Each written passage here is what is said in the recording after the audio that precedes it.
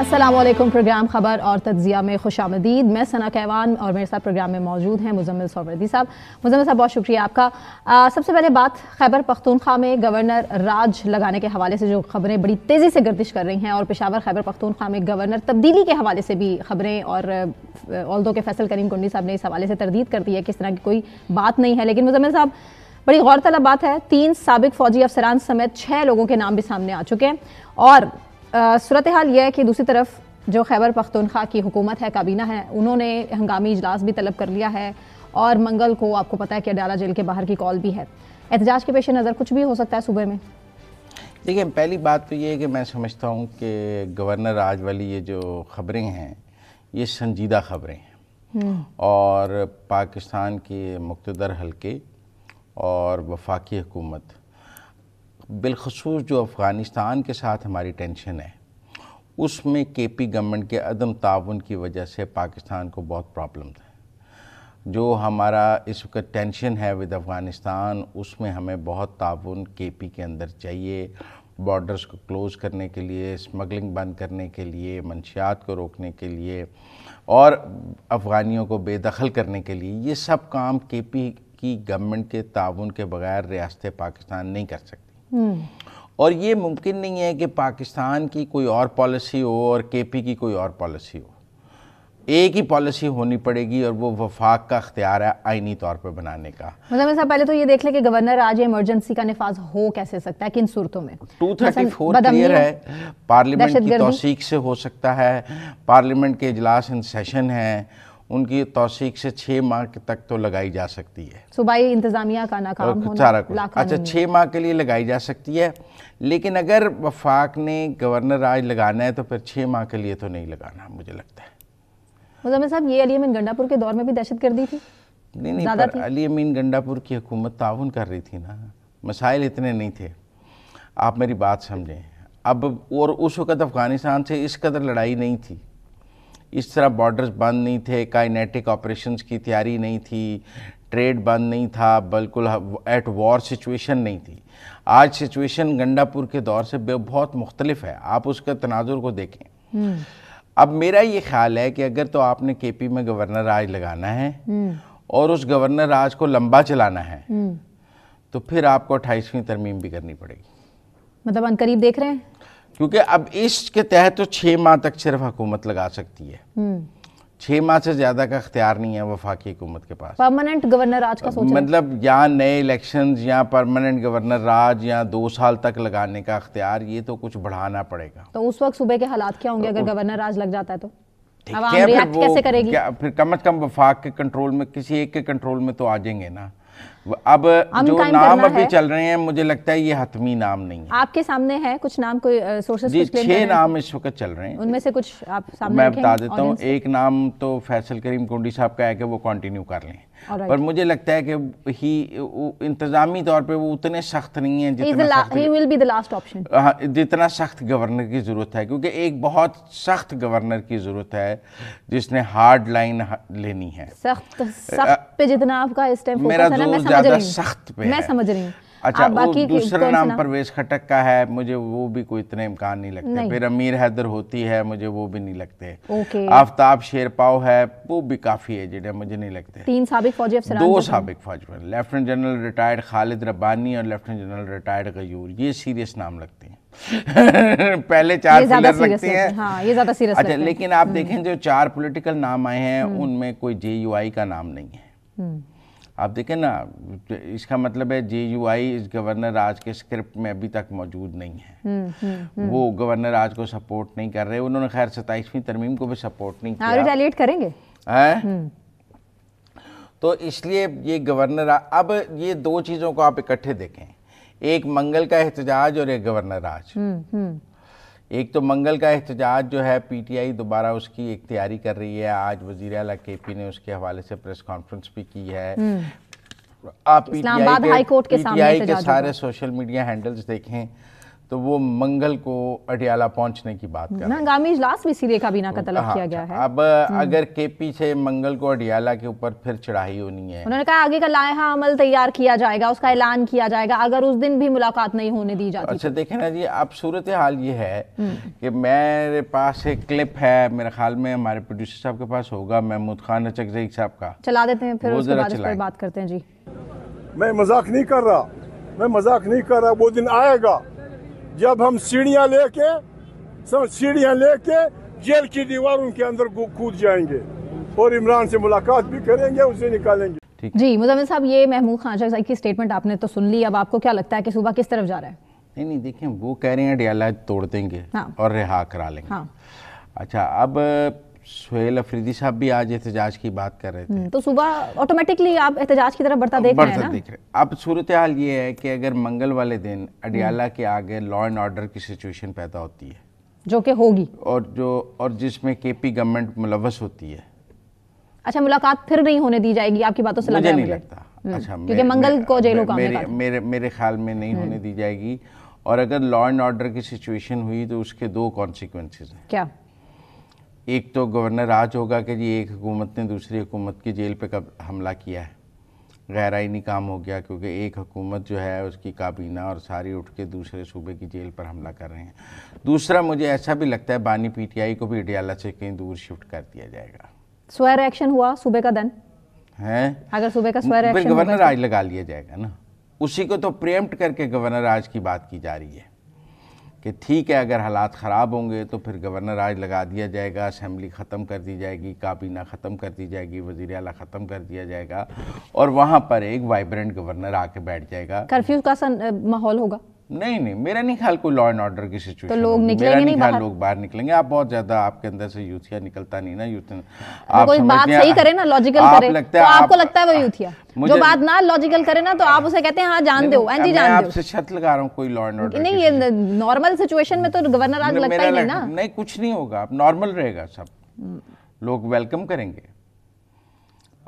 लोग वेलकम करेंगे, कोई डिलीवरी नहीं है कि अभी हरिपुर का इलेक्शन आपने देखा है, केपी के लोग वेलकम करेंगे। केपी के लोग वेलकम करेंगे, तंग हैं वो वहाँ करप्शन से। आज आया 150 गाड़ियां तो पुराने वजीरों ने वापस नहीं की आज तक।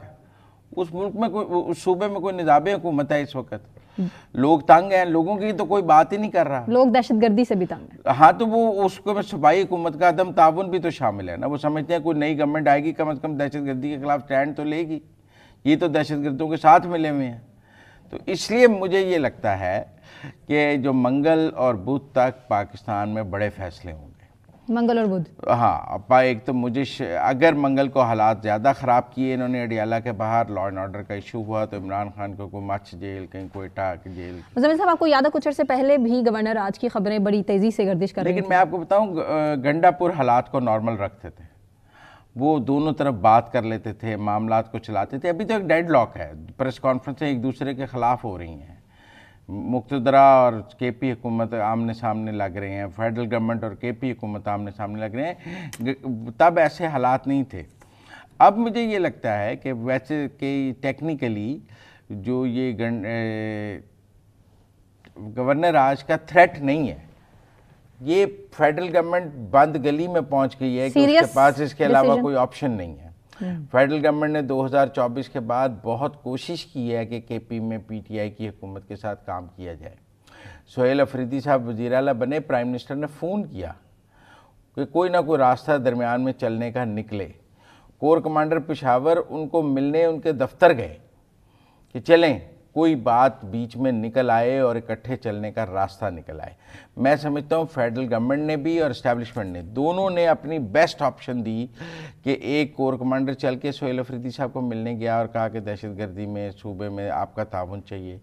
एक प्राइम मिनिस्टर ने खुद कॉल की सुहेल अफरीदी साहब को कि मैं आपको वेलकम करता हूँ। ये मेरे ख्याल में दोनों बातें रिस्पॉन्ड नहीं हुई, और उसके बाद जो गुफ्तगू है या जो उनका अडियाले के बाहर बैठना है एक सीएम के तौर पे, वो भी मुल्क के निज़ाम हुकूमत के लिए ठीक नहीं रहा और वो कोई अच्छी पिक्चर नहीं है। लिहाजा इस तनाजुर में मुझे ये लगता है कि ये अब वफाकी हुकूमत एक बंद गली में है कि उसके पास वहाँ पर गवर्नर राज के अलावा कोई ऑप्शन नहीं, क्योंकि इस तरह तो सूबा और वफाकी हुकूमत नहीं चल सकते। तो इसलिए मैं इसको बहुत संजीदा देख रहा हूँ मैं। हालांकि ये एक और ऑप्शन भी हो सकती है मुजम्मिल साहब, है एक और ऑप्शन भी हो सकती है कि इससे पहले ही हो सकता है मुलाकात करा दी जाए। नहीं, बात मुलाकात से और हो सकता है सोहेल हफीदी से नहीं, किसी और से करा दी जाए। उससे हालात मजीद खराब होंगे। माजी का तजर्बा है, वो एक इस्लामाबाद पर चढ़ाई की कॉल आ जाएगी। राना सनाउल्लाह साहब ने कहा है ना कि जिस दिन मुलाकात की उससे अगले दिन इस्लामाबाद पर चढ़ाई की। अब आ रहा है ना सोहेल अफरीदी साहब का कि हमें एहतजाज की कॉल आ गई है, पैगाम मिल गया है।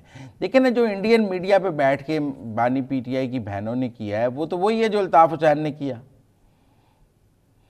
ना अल्ताफ़ हुसैन को फिर पाकिस्तान, रियासत पाकिस्तान ने माफ़ी दी, ना मेरा ख्याल है इनको माफ़ी मिलेगी, क्योंकि ये तो किसी तरह भी काबिल कबूल नहीं है जो वो इंडियन मीडिया पे बैठ के कर रहे हैं।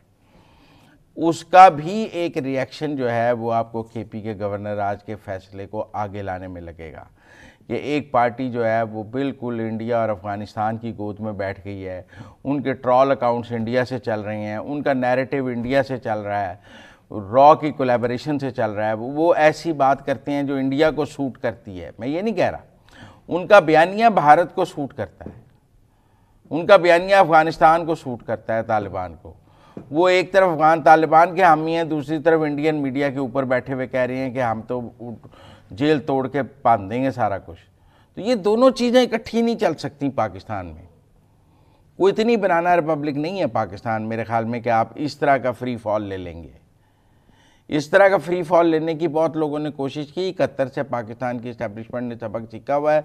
आप देखें अल्ताफ़ हुसैन का जो हाल किया गया था, मुझे लगता है कि अब इनको भी वहीं देखा जा रहा है जहाँ अल्ताफ़ हुसैन को देखा जा रहा था। एमक्यूएम को आप तरीके इंसाफ से जोड़ रहे हैं। मैं बानी पीटीआई दोनों ही सियासी जमातों का माजी आप उठा के देखें, कहीं से कंपैरिजन नहीं बनता। मैं पीटीआई के सोशल मीडिया और बानी पीटीआई की बहनों के जो हालिया इक़दामात हैं उनको अल्ताफ़ हुसैन के ममासलत देख रहा हूँ कि एक जैसे थे। मुझे दोनों एक जैसे लग रहे हैं और मुझे लग रहा है कॉपी बुक है।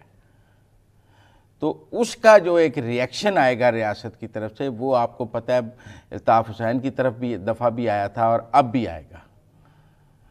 तो इसलिए मुझे नहीं लगता कि ये कोई आप अफवाह कहें, मुझे लगता है बहुत संजीदगी से इस पर काम हो रहा है। ठीक है ना। अब सूरत हाल ये है कि अब आज तो अब मंगल के दिन ये है कि जी उन्होंने कहा पहले इस्लामाबाद हाई कोर्ट के बाहर एहतजाज होगा, फिर उसके बाद अडियाले के बाहर एहतजाज होगा जी।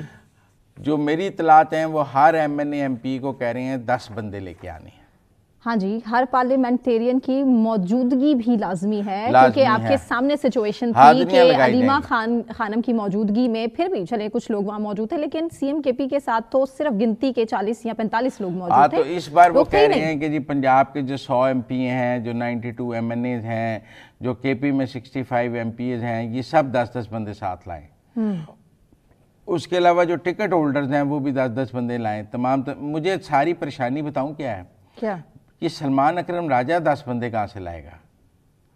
वो बेचारा तो अकेला फिरता रहता है हर जगह, उसके पास 10 बंदे कहाँ से आएंगे? फोन वीडियो कॉल करके ना, वो मेरे ख्याल से सबको लाइन पे लेने। वो देखे ना 26 नवंबर को भी वो अकेले मोची दरवाजे के आगे से फिर रहे थे हालात का जायजा लेते हुए, दूसरा बंदा उनके साथ नहीं था। उर्दू बाजार के बाहर से सेक्रेटरी जनरल के पास 10 बंदे कहाँ से आए? उर्दू बाजार के बाहर से वो है, उर्दू बाजार के बाहर से वो, उर्दू बाजार के बाहर से। तो उनके पास 10 बंदे बड़ी मुश्किल हो जाएगी। ये उनके खिलाफ साजिश लग रही है मुझे, ये 10 बंदों वाली बात है ना, क्योंकि वो तो हर जगह अकेले ही पहुंच जाते हैं। तो अब अगर उन्होंने भी 10 बंदे लाने हैं तो बड़ा मसला हो जाएगा। ये तो वाकई ये तो बड़ी मसला हो जाएगा। लेकिन मुझे लगता है उनकी आसानी को देखते हुए ये मंगल के दिन का एहतजाज ही कैंसिल कर दिया जाएगा। उसके लिए रियासत बड़ी तैयारी कर रही है। ये बड़ा एक अगर पीटीआई किसी तसादुम, देखिए मैं आपको एक बात बताऊं, अब तक जितने भी तसादुम हुए हैं उसका पीटीआई को नुकसान हुआ है। अच्छा, इससे पहले तो पीटीआई का मतलब सब बकौल आपके तसादुम से पीटीआई का नुकसान हुआ, और तसादुम ना करके जितना पीटीआई का भला हुआ है उसके पॉइंट्स मुझे बता दें। बहुत भला होता है, जैसा कि पॉलिटिकल स्पेस मिलती है, आप पार्लियामान में अपना रोल अदा कर सकते हैं, आप पॉलिटिकल एक्टिविटी कर सकते हैं। तसादुम के नतीजे में सारे रास्ते बंद जाता है। उनकी खवातीन के साथ अगले जुम्मे जब हम बैठेंगे ना तब तक सब कुछ हो गया हो चुका होगा क्या गवर्नर राज लगेगा या नहीं लगेगा। ब्रेक लेते हैं, ब्रेक से वापस आने के बाद अमेरिका की अफगानिस्तान की सिचुएशन को डिस्कस करेंगे हमारे साथ।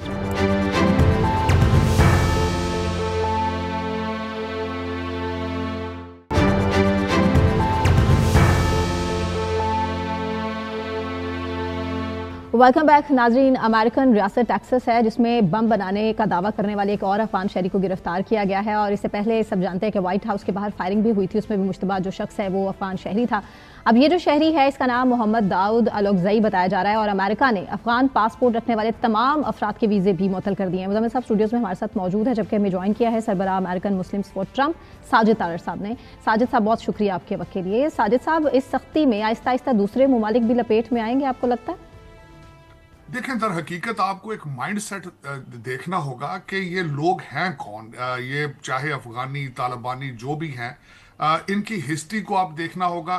40 साल ये पाकिस्तान में रहे, आप इनको दूध पिलाते रहे हैं। मुल्ला मुत्तकी जो है वो कराची में उन्होंने मिलियंस बनाए। उनका भाई सुना है he was one of the richest man among the Afghani community. उसके बाद मुल्ला उमर के लड़के मुल्ला याकूब को देखे, सारी जिंदगी पाकिस्तान रहे हैं, लेकिन आज आपके दुश्मनों के साथ खड़े होकर डॉलरों के लिए वो आप पे हमले भी कर रहे हैं, आपके खिलाफ वो क्या कर रहे हैं। तो दर हकीकत इस माइंडसेट से एक चीज साबित होती है ये कि ये सिर्फ पैसे के हैं। जो इनकी बोली लगाता है, बड़ी बोली जिसकी लगती है उसके साथ चले जाते हैं। इनके अंदर वफा नहीं है, इनके अंदर लॉयल्टी नहीं है और मोरालिटी भी नहीं है और इंसानियत भी नहीं है। दर हकीकत आज अमेरिका भी इन्हीं चीजों पे और वेस्ट बल्कि यूरोप भी इन्हीं चीजों पे गौर कर रहा है कि हम ये जहां आते हैं वहां सोसाइटी को देते क्या हैं। तो दर हकीकत ये पहला दूसरा वाकया नहीं है। मुझे याद है आज से कुछ अर्सा पहले एक सेकंड जनरेशन अफगानी ने फ्लोरिडा में एक क्लब के अंदर एंटर होकर तकरीबन 40-50 लोगों को गोलियां मार दी थी। तो दर हकीकत ये सर्टन माइंड सेट है और अब दुनिया के ऊपर इनका ये दुनिया के सामने एक्सपोज हो रहे हैं।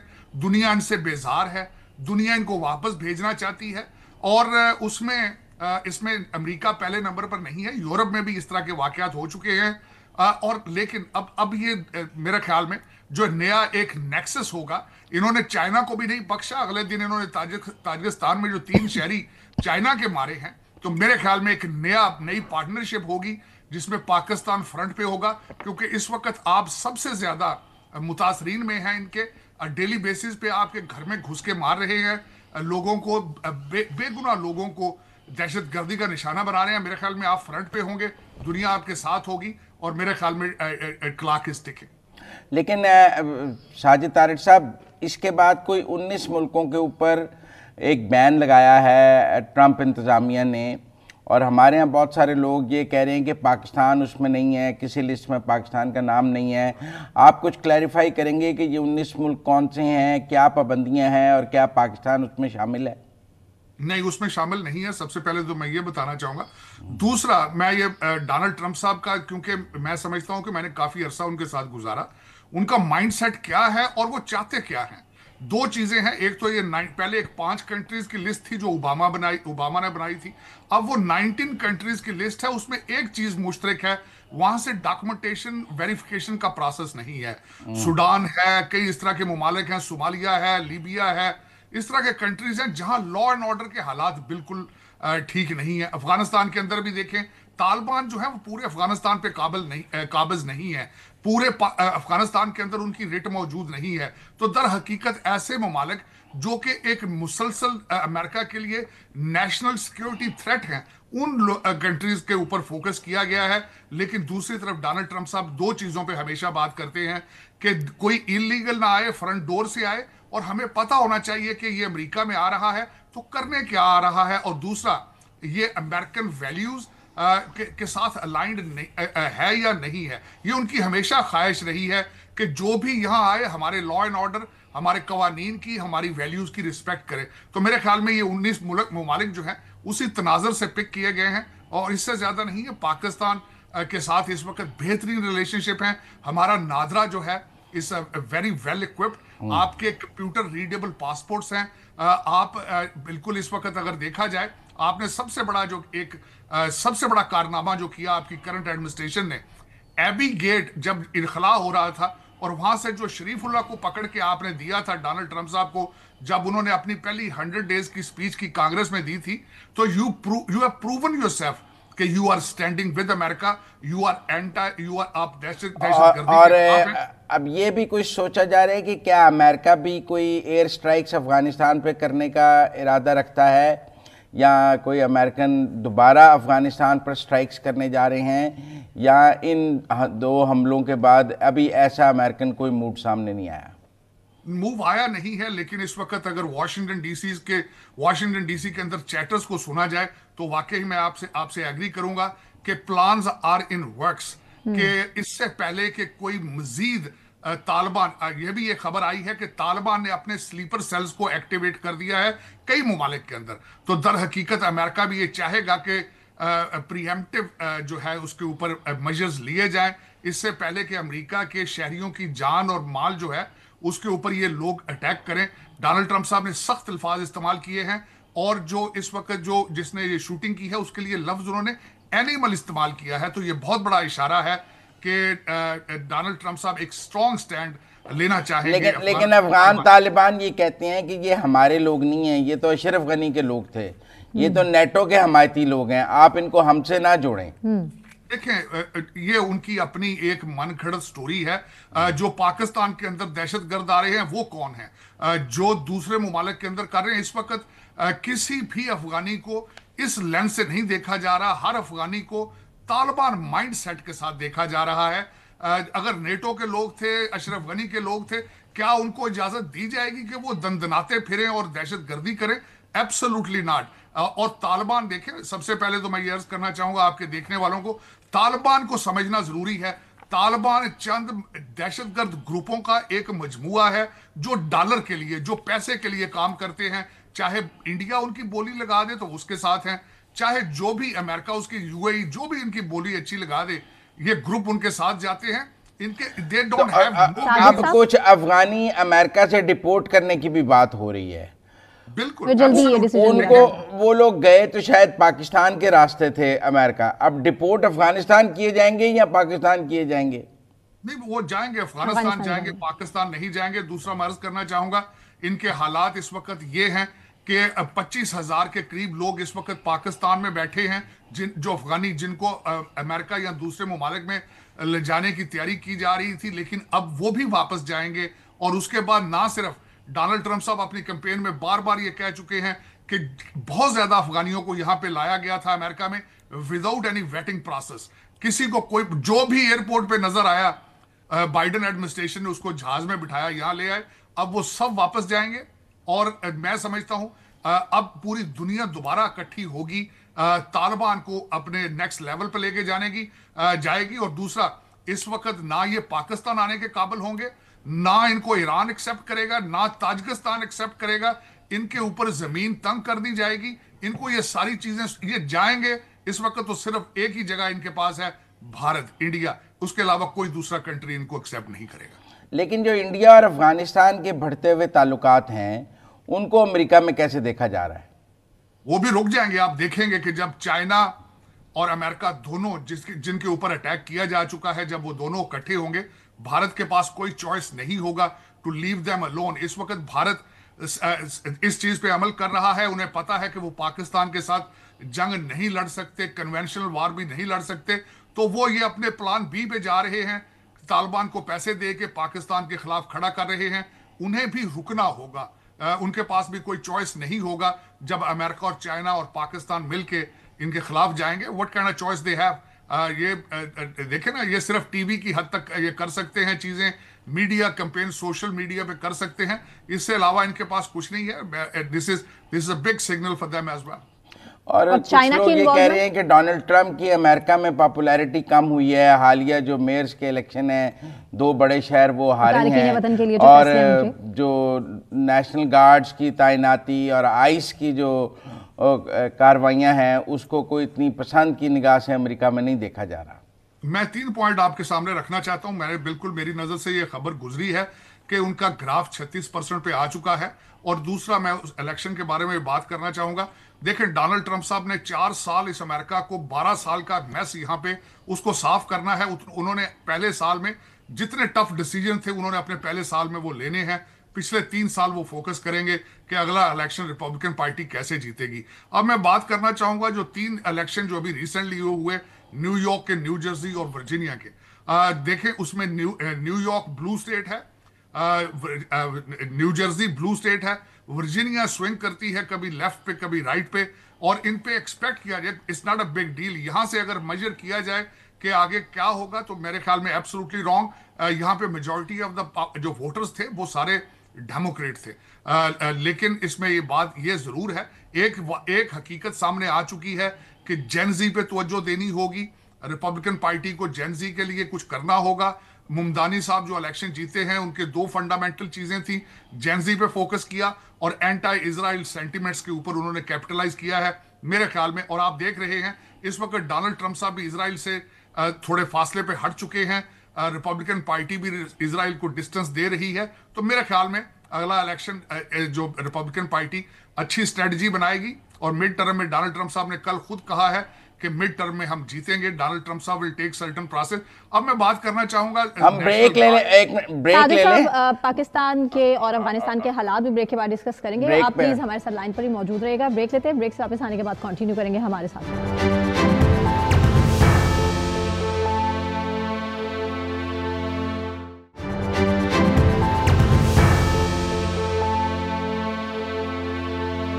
वेलकम बैक नाज़रीन।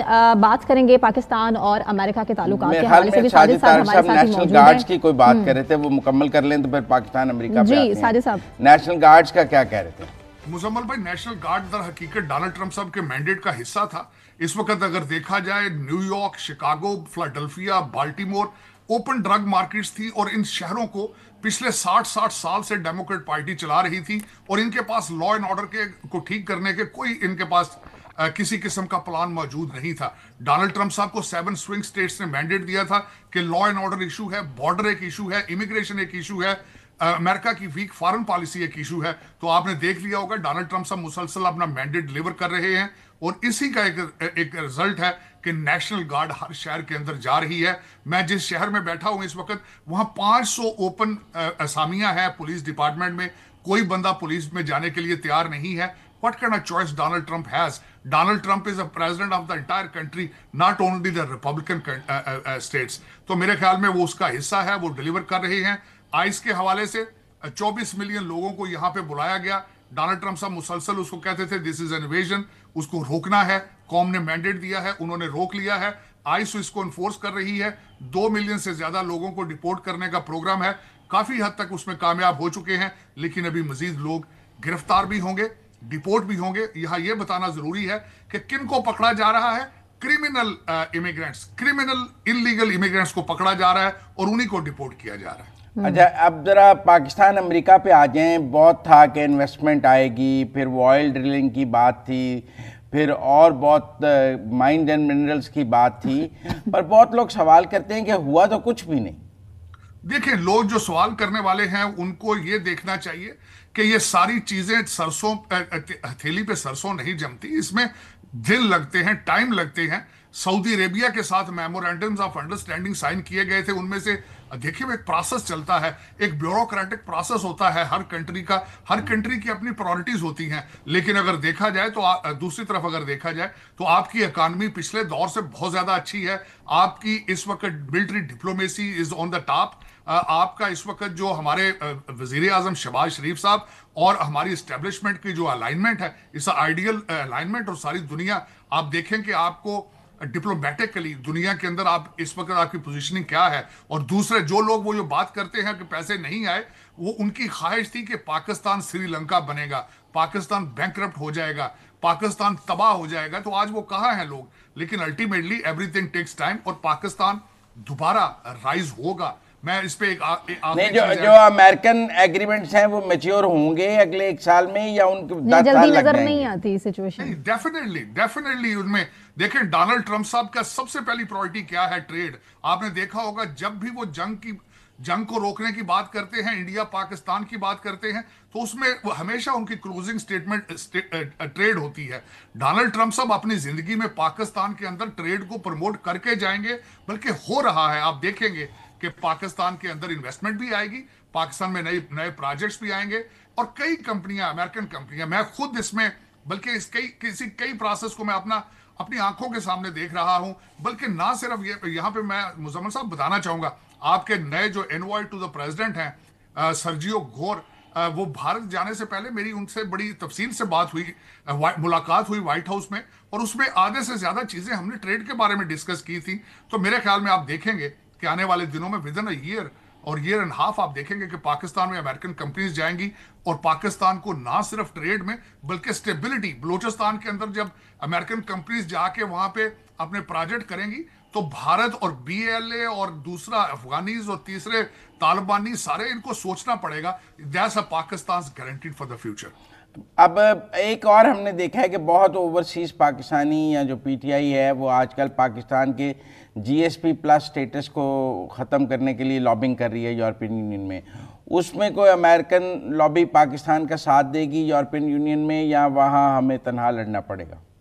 मुजम्मल साहब, एक तो मैं ये क्लियर करना चाहता हूं कि अमेरिकन एडमिनिस्ट्रेशन, ट्रंप एडमिनिस्ट्रेशन और यूरोप और यूरोपियन यूनियन, ये जो चंद ग्रुपों, चंद ये मजहबी कल्ट का जो एक रिलीजियस कल्ट है, इस जत्थे के 4-4, 5-5 लोग बैठ के मुसलसल लॉबी कर रहे हैं अमेरिका में भी और लंदन में भी। इनको रिजेक्ट किया जा चुका है। इन्होंने, आपने देखा होगा कि किस तरीके से इन्होंने डोनाल्ड ट्रंप साहब का एक कैरेक्टर पोर्ट्रे किया था कि आते ही सीधे अडयाला जेल चले जाएंगे, इधर से उधर हो जाएगा, ये हो जाएगा। अब बल्कि मैं दुख के साथ मैं बल्कि एहतजाज रिकॉर्ड कराना चाहूंगा आपके प्रोग्राम के वसातत से कि अब इनकी एक बहन जो है वो भारत की एडवोकेट बन चुकी है, वो हर चैनल पे जा रही है, और कल तो जुल्म की आखिर है कि इनका बच्चा भी जाके भारतीय चैनलों के ऊपर आप पाकिस्तानी, जो पाकिस्तान के दुश्मन है, उनसे मदद की रिक्वेस्ट कर रहे हैं। It was absolutely wrong. मैं कंडेम करना चाहूंगा, ये पाकिस्तान का इंटरनल मसला है। इन बच्चों को ज्यादा तकलीफ है तो पाकिस्तान क्यों नहीं चले जाते ये। और तीसरी बात ये है कि इन्होंने मुलाकात के जो PTI ने किया है, तो कल जेल हुकाम ने कौम के सामने रखा है कि 6 कमरों का कॉम्प्लेक्स मौजूद है। मोहतरम जो है अपनी देसी मुर्गी का कोई नागा नहीं करते, मछली बाहर से ऑर्डर फिश करते हैं। वो जो सरीना जेल आपने बनाई है उसका मंजरनामा कल अडयाला जेल वालों ने बताया है। अब इनको चाहिए कि प्लीज ये स्टेट ऑफ पाकिस्तान के साथ खड़े हों, ना कि ये भारत के। एक पाकिस्तान में आजकल बहुत, अभी ख्वाजा आसिफ साहब ने भी ट्वीट किया है कि जी बहुत ज़्यादा क्या सराइयाँ ना की जाएं, बहुत ज़ेर बहस है CDF बनना फील्ड मार्शल साहब का। अमेरिका में फील्ड मार्शल साहब का CDF बनना कुछ ज़ेर बहस है। इसको कैसे देखा जा रहा है अमेरिकन एस्टेब्लिशमेंट में, अमेरिकन गवर्नमेंट में, अमेरिकन मीडिया में? एक चीज मैं अभी, मेरा आपने मुजम्मल भाई रोक ली थी, मैं ये कहना सिर्फ ये चाह रहा था कि कासम साहब और इनकी बहनों को चाहिए उस कंट्री के चैनल्स पे जाके जो शोर डाल रहे हैं, वो क्रिकेट टीम, आपका वालिद क्रिकेटर था, वो शेक हैंड नहीं करते आपकी टीम के साथ, और आप उनके चैनलों पे जाके उनके साथ लवी डबी हो रहे हैं। मैं ये क्लोज करना चाह रहा था। दूसरी अब मैं बात ये करना चाहूंगा, इस वक्त अगर देखा जाए तो आपकी मिलिट्री डिप्लोमेसी आसमान को छू रही है। अमेरिका इस वक्त ये समझता है कि आपके field marshal is the symbol of stability in Pakistan. आपके वजीर आजम शहबाज शरीफ और आपके इस वक्त फील्ड मार्शल इस लाजमो मलजूम है कि पाकिस्तान तरक्की की तरफ जाए, बजाय कि पाकिस्तान के अंदर पॉलिटिकल टेररिज्म को प्रमोट किया जाए।